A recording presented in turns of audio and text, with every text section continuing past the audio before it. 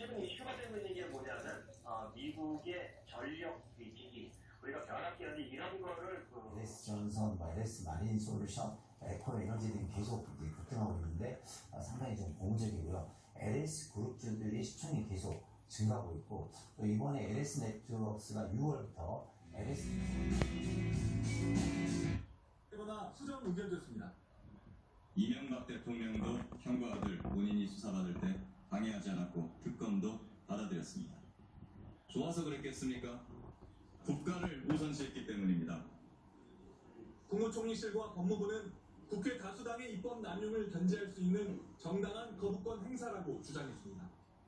MBC 뉴스 나소영입니다. 야당은 일제히 대통령의 결정을 비판했습니다. 죄를 지었으니까 특검을 거부하는 거라는 과거 윤석열 대통령의 발언도 대통령을 비판했는데요. 예비역 해병대원들도 국회를 찾아 제1의결에서는 소신투표를 해달라며 여당에 호소했습니다. 신수원 기자가 보도합니다. 거부권이 거부한다. 더불어민주당을 비롯한 야권 7개 정당의 국회의원과 22대 당선인들까지 수백 명이 국회 본청 계단을 가득 메웠습니다. 최상병 특검법에 대해 거부권을 행사한 윤석열 대통령을 향해 날선 발언들을 차례로 쏟아냈습니다. 누가 이렇게 말했습니다. 특검을 거부하는 자가 범인이다. 윤석열 대통령은 범인이라는 것을 스스로 자백한 것 맞습니까? 김건희 여사 특별법에 이어 가족과 자신에게 이른바 셀프 면죄부를 주고 있다며 이것이 독재이자 위헌이라고 날을 세웠습니다. 자신과 참모들이 수사 대상이 될 것을 우려한 것입니까? 그렇다면 더더욱 반대하면 안 됩니다. 국회를 찾아온 해병대 예비역들은 국민의힘 의원들을 향해 정말로 보수의 가치를 지킬 거라면 재의결 때 소신투표를 해달라고 압박했습니다. 윤석열이 윤석열 한 것입니다.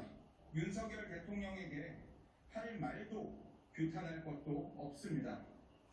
야권은 대통령실의 거부권 행사 논리도 반박했습니다.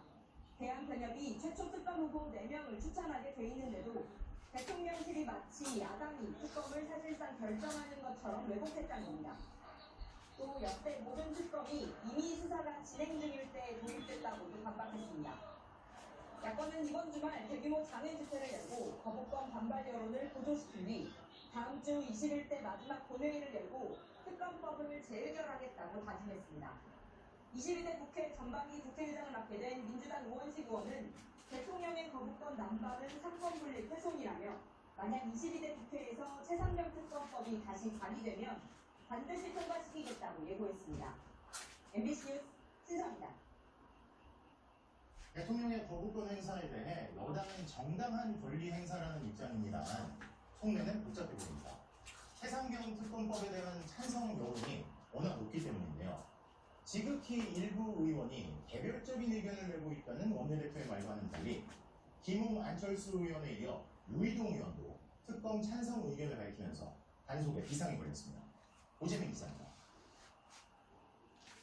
국민의힘이 연이틀 윤석열 대통령을 엄호하고 나섰습니다. 최상병 특검은 여야가 합의하지 않은 특검이라면서 대통령이 거부권을 행사하는 게 정당하다는 주장입니다. 대북 송금 특검법, 대통령 특검비 특검법 등 여야 합의 없는 특검은 역대 어느 정부에서도 거부당했습니다. 대통령이 거부권을 행사하면서 다시 공이 국회로 넘어오게 된 상황.